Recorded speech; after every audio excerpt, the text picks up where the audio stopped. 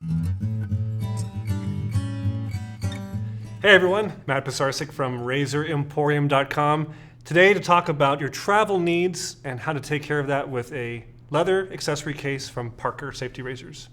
So you're getting ready for the big job interview out of state, or you're going on a business trip, or whatever you're doing, and you want to travel with your safety razor or straight razor, and you want to do that using a nice protective leather case. We carry these awesome razor cases from Parker. We like them because they're well made, they're genuine leather, and they are affordable. They come in a variety of different shapes and sizes, and you can easily see that loading a razor of many different shapes and sizes is possible in almost every one of these. So they have one that has a button, one that has a little flap.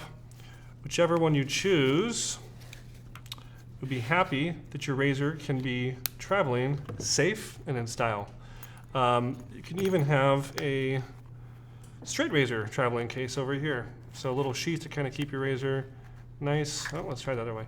Nice and protected. There we go.